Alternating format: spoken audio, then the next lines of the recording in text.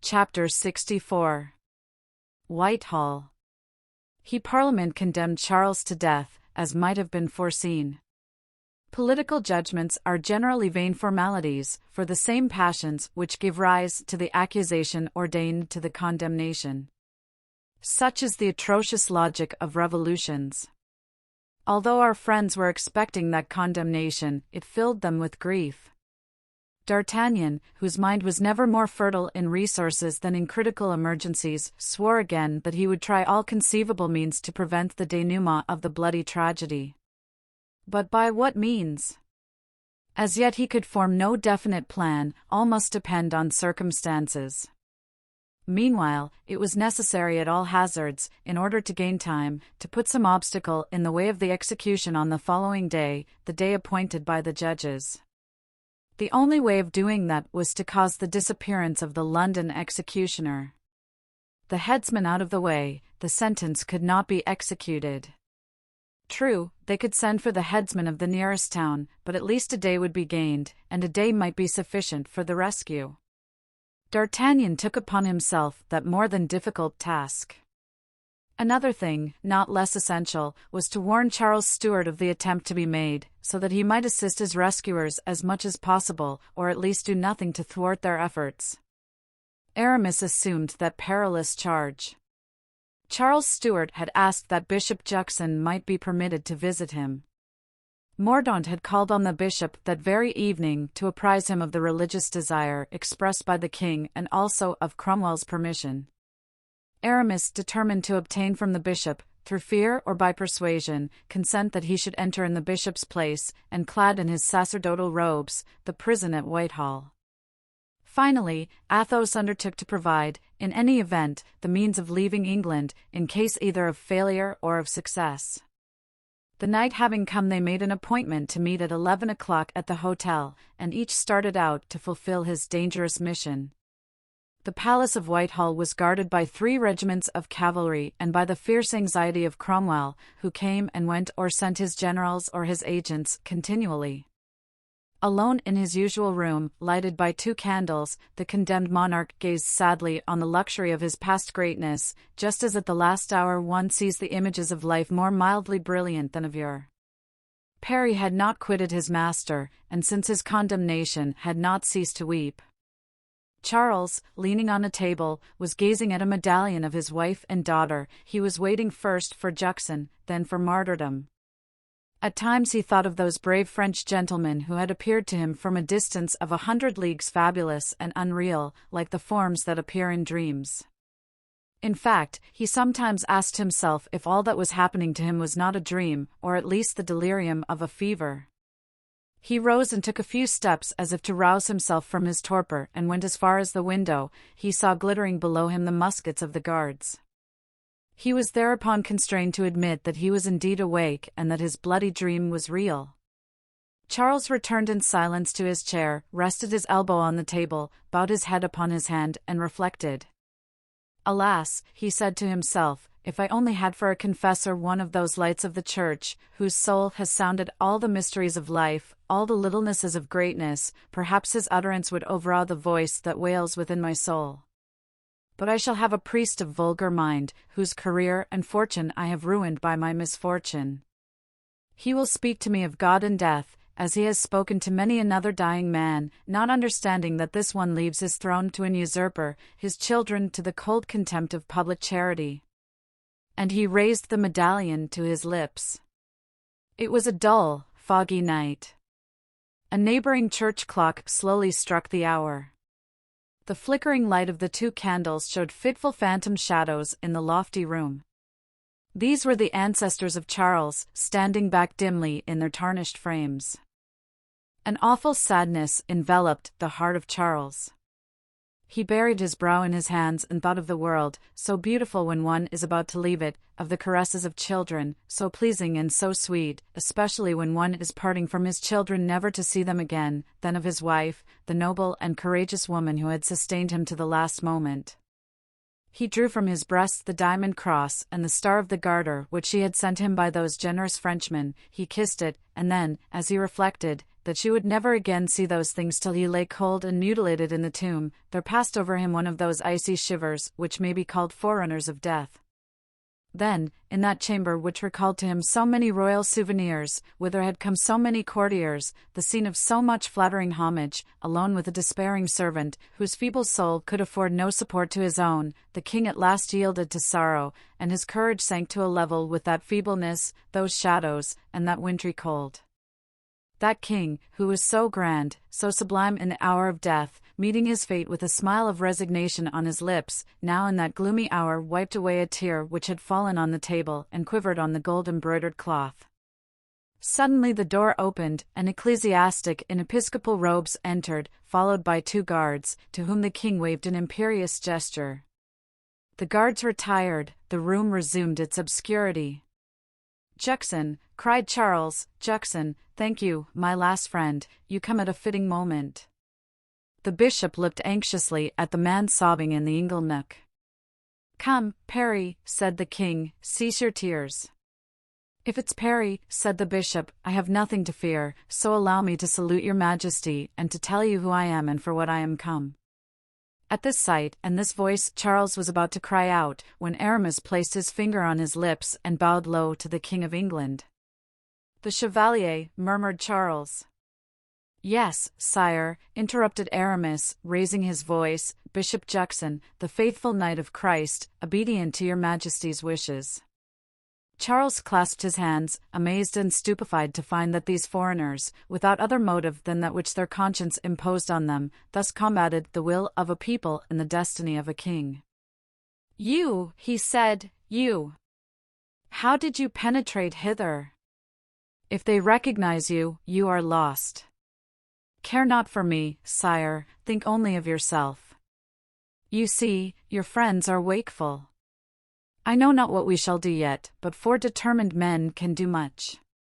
Meanwhile, do not be surprised at anything that happens, prepare yourself for every emergency." Charles shook his head. "Do you know that I die tomorrow at 10 o'clock? Something, your majesty, will happen between now and then to make the execution impossible." The king looked at Aramis with astonishment. At this moment a strange noise, like the unloading of a cart, and followed by a cry of pain, was heard beneath the window. "Do you hear?" said the king.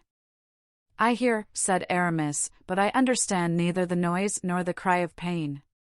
"I know not who can have uttered the cry," said the king, "but the noise is easily understood. Do you know that I am to be beheaded outside this window?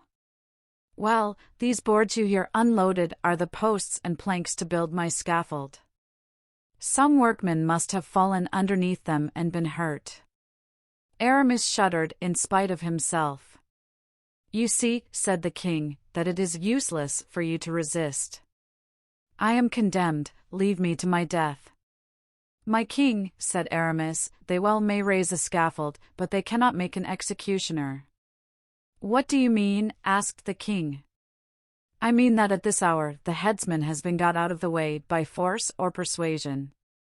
The scaffold will be ready by tomorrow, but the headsman will be wanting, and they will put it off till the day after tomorrow." "What then?" said the king. "Tomorrow night we shall rescue you." "How can that be?" cried the king, whose face was lighted up, in spite of himself, by a flash of joy. "Oh! Sir," cried Parry, "may you and yours be blessed." "How can it be?" repeated the king. "I must know, so that I may assist you if there is any chance." "I know nothing about it," continued Aramis, "but the cleverest, the bravest, the most devoted of us said to me when I left him, 'Tell the king that tomorrow at 10 o'clock at night, we shall carry him off.' He has said it and will do it." "Tell me the name of that generous friend," said the king, "that I may cherish for him an eternal gratitude, whether he succeeds or not." "D'Artagnan, sire, the same who had so nearly rescued you when Colonel Harrison made his untimely entrance." "You are, indeed, wonderful men," said the king. "If such things had been related to me, I should not have believed them."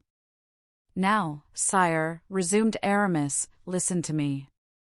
Do not forget for a single instant that we are watching over your safety. Observe the smallest gesture, the least bit of song, the least sign from anyone near you. Watch everything, hear everything, interpret everything." "Oh, Chevalier," cried the king, "what can I say to you?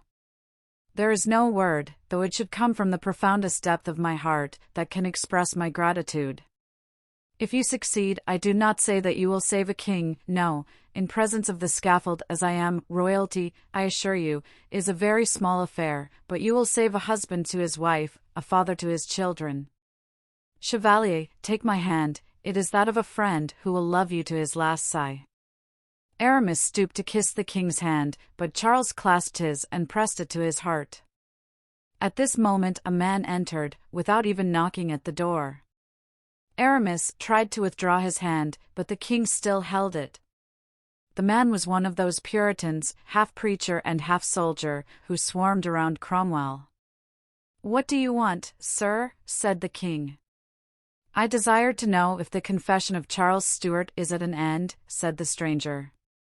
"And what is it to you?" replied the king. "We are not of the same religion."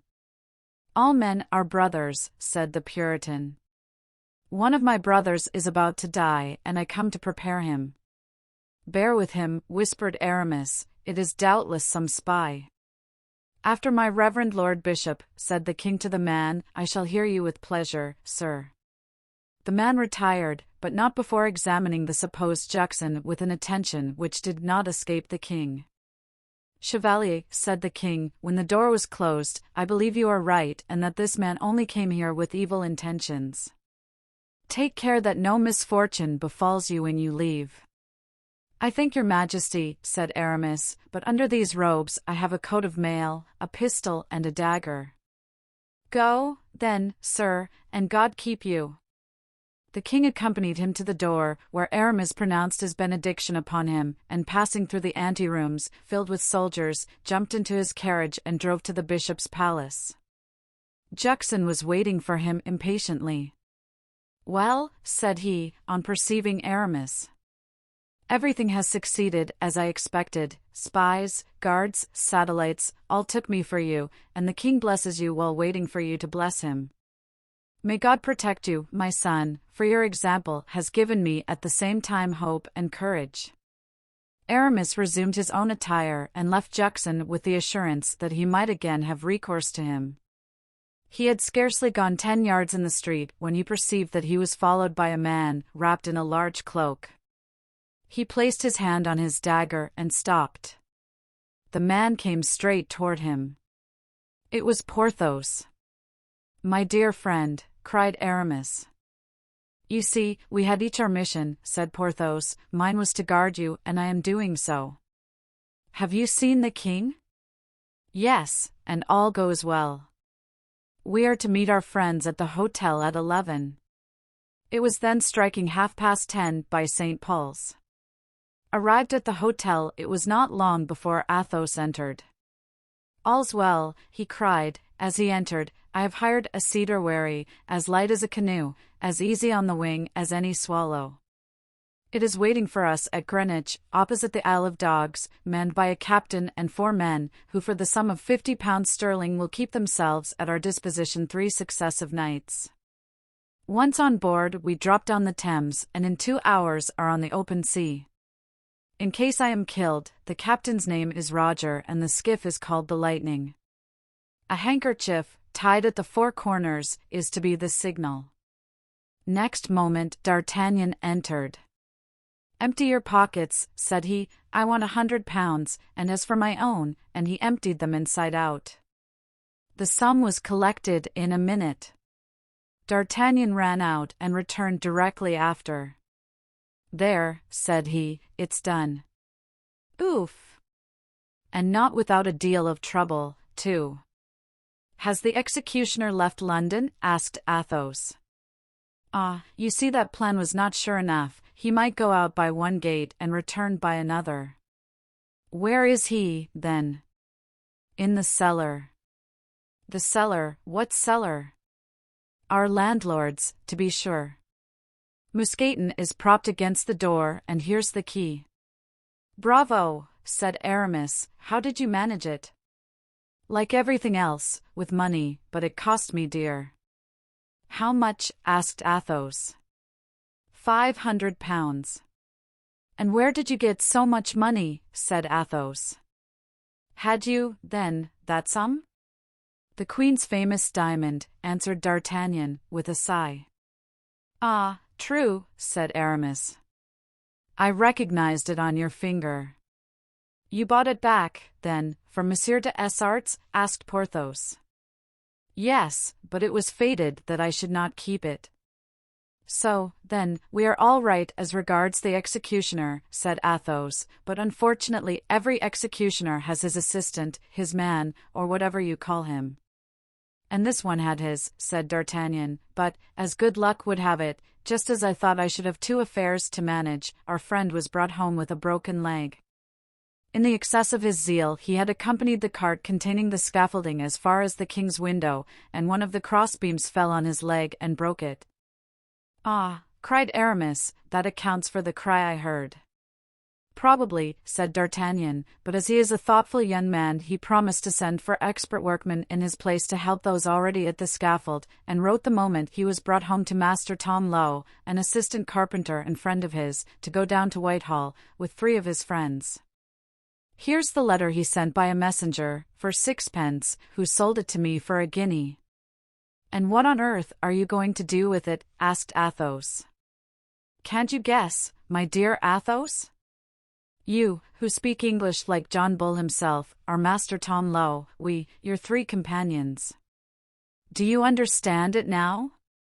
Athos uttered a cry of joy and admiration, ran to a closet and drew forth workmen's clothes, which the 4 friends immediately put on. They then left the hotel, Athos carrying a saw, Porthos a vice, Aramis an axe, and D'Artagnan a hammer and some nails. The letter from the executioner's assistant satisfied the master carpenter that those were the men he expected.